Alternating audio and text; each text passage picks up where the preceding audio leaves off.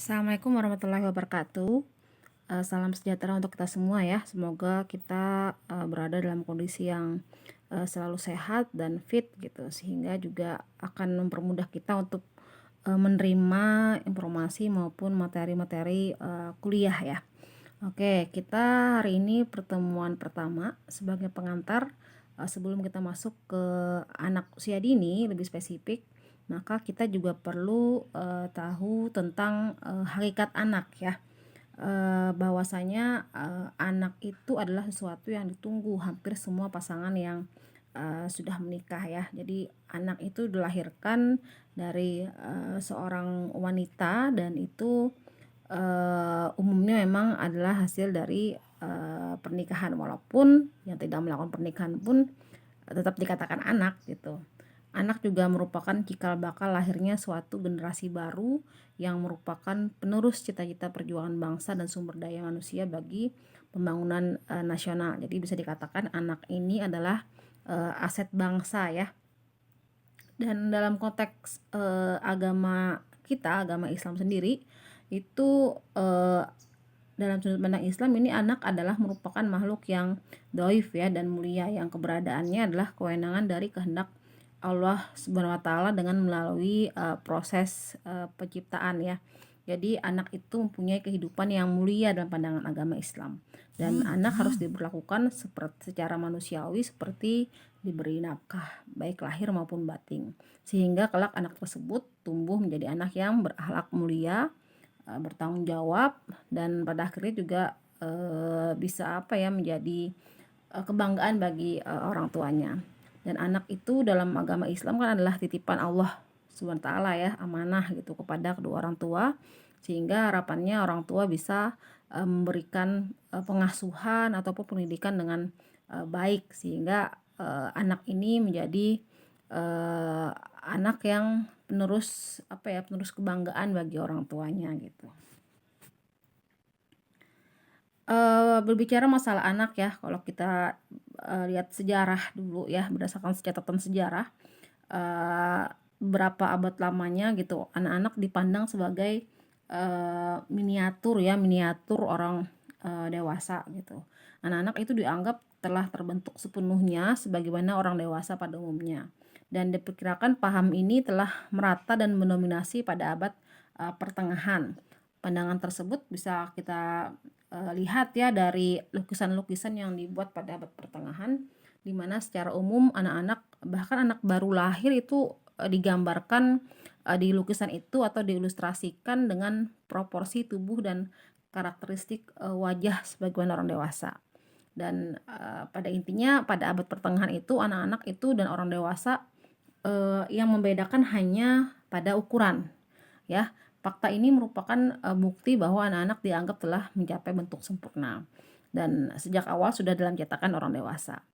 Pandangan itu juga berlaku dalam aspek sosial, di mana anak-anak diberlakukan sebagai orang dewasa pada usia 6 atau 7 tahun di abad pertengahan. Mereka telah memasuki masyarakat orang dewasa, bekerja, berbaur, dan bermain dengan orang-orang dewasa. Namun sebagai ahli sejarah sebenarnya juga tidak setuju dengan pandangan tersebut ya, yang dinilai berlebihan gitu, memandang anak sebagai orang dewasa kecil. Dan pada akhirnya di abad 17 18 itu dari hasil para ahli juga mengatakan bahwa memang anak-anak ya bukan miniatur orang dewasa gitu. Mereka punya periode perkembangan sendiri yang spesial dan juga punya kekhasan sendiri gitu. Dalam teorinya John Locke, kaum environmentalis atau juga kaum empiris ya, dia mengatakan bahwa anak itu seperti tabula rasa. Mungkin konsep ini sudah sangat sering kalian dengar ya, bahwa tabula rasa itu ibaratnya seperti kertas putih ya, teori behavior yang sangat kental dalam konsep yang dikemukakan oleh si John Locke ini, bahwa anak itu dilahirkan dalam suatu keadaan di mana tidak ada bawaan yang akan dibangun pada saat lahir. Ini beberapa pokok-pokok ajaran John Locke ya, bahwa individu itu memiliki temperamen yang berlainan dan pada akhirnya lingkunganlah yang membentuk pikiran seorang. Jadi si bayi atau si individu yang baru lahir itu dia nggak punya temperamen, tapi ya karena bentukan lingkungan yang pada akhirnya membuat temperamennya A, B, C, dan D, dan lain sebagainya. Kemudian hal yang paling penting adalah proses belajar pada masa bayi, itu yang akan sangat menunjang dia ketika dia dewasa. Kemudian banyak perilaku manusia yang berkembang berdasarkan proses repetisi ya, atau pengulangan. Dan menurut John Locke juga manusia itu belajar melalui proses imitasi atau meniru, dan manusia belajar melalui reward dan juga punishment. Nah, ini sangat behavior sekali ya teori-teori John Locke ini. Mungkin teori-teori John Locke ini yang juga mendasari dari beberapa tokoh-tokoh behaviorisme. Intinya dia menyimpulkan bahwa manusia itu memiliki kemampuan untuk mengendalikan pertumbuhan karakter mereka sendiri, meskipun tidak ada yang bisa memisahkan perkembangan dari identitas manusia sebagai anggota dari umat manusia. Sedangkan kalau kita lihat dalam konteks agama Islam, mungkin ada yang relate ya. Dalam hadis itu kan berbunyi bahwa setiap anak itu dilahirkan dalam keadaan fitrah. Kedua orang tuanya lah yang membuat menjadi seorang Yahudi, seorang Nasrani, maupun seorang Majusi.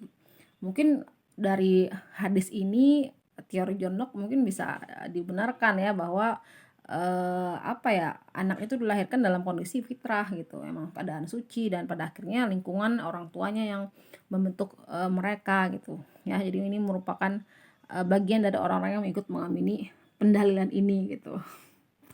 Tokoh lainnya juga ada ya, Genji Rousseau. Bayi yang dilahirkan sudah dibekali oleh rasa keadilan dan moralitas serta perasaan dan pikiran. Artinya anak sejak dilahirkan sudah memiliki kapasitas modal yang akan terus berkembang. Nah, ini teori yang lain lagi ya, mungkin berkebalikan juga dengan teorinya John Locke gitu.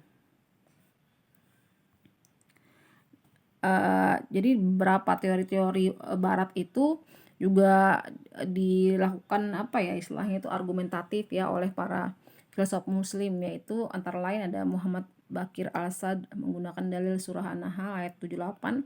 Dia membantah bahwa ada bawaan dari si anak ini gitu ketika dia dilahirkan. Di sini kan jelas dalam surahnya, Allah mengeluarkan kamu dari perut ibumu dalam keadaan tidak mengetahui sesuatu pun, dan dia memberi kamu pendengaran, penglihatan, dan hati agar kamu bersyukur. Jadi seolah-olah pendapatnya Jean Rousseau itu terbantahkan gitu ya.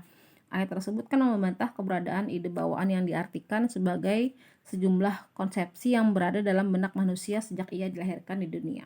Karena memang pada kenyataannya seorang bayi tidaklah memiliki konsep apapun dalam benaknya.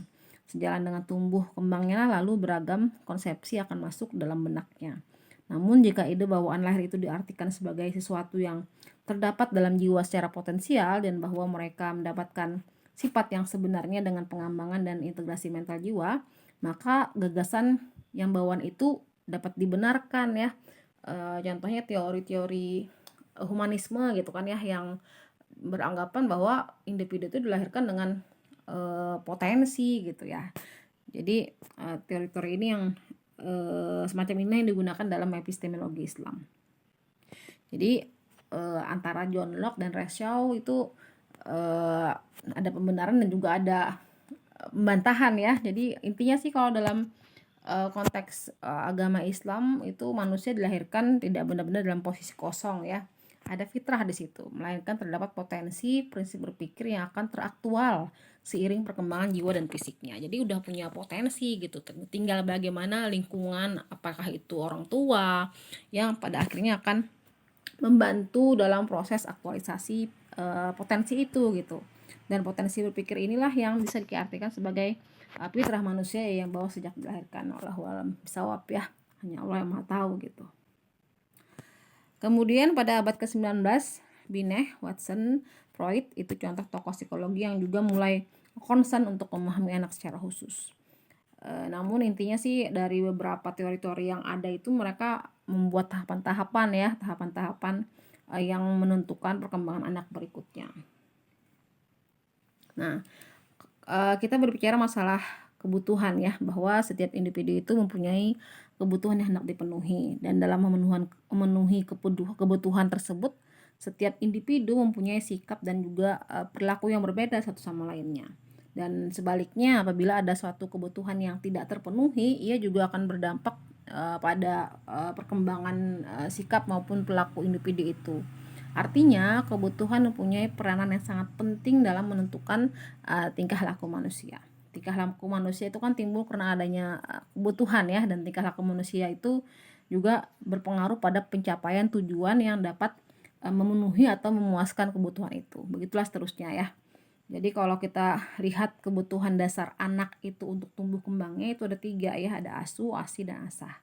ASU itu gizi, perawatan dasar, imunisasi, ASI, pengobatan bila sakit, kebersihan diri, dan lain sebagainya ya. Tidur, olahraga itu termasuk ASU. Sedangkan kalau ASI ini lebih dari sisi psikologis ya, yang sifatnya kasih sayang, emosi, perhatian, rasa aman, kepercayaan, dan lain sebagainya. Dan terakhir itu adalah asah ya, ini dari sisi kognitif mungkin ya, pendidikan, pelatihan, kecerdasan, keterampilan, kreativitas, dan lain sebagainya ya. Jadi 3 hal ini yang menjadi dasar kebutuhan dari seorang anak. Nah, ini kebutuhan dasar dari psikologis ya. Secara spesifik itu mendapat kasih sayang, dipahami, dihargai, terpenuhi rasa aman, itu hal-hal yang dasar dari kebutuhan anak.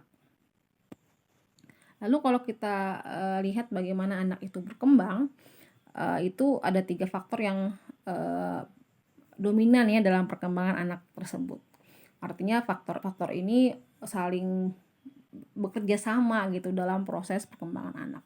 Ada nature, ada nurture, ada maturation.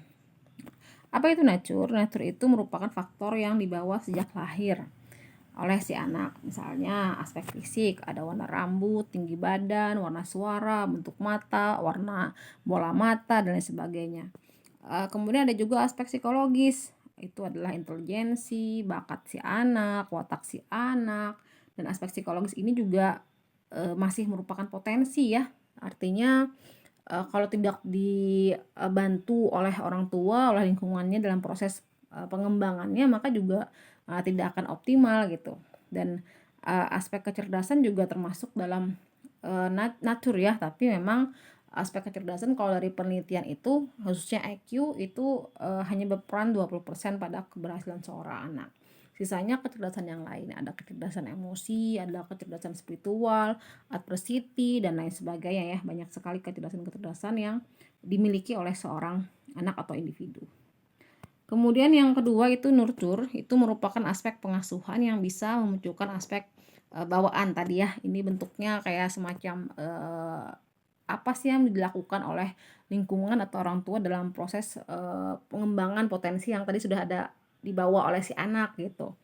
Itu segala bentuk perlakuan atau hal yang bisa menjadi stimulus buat anak.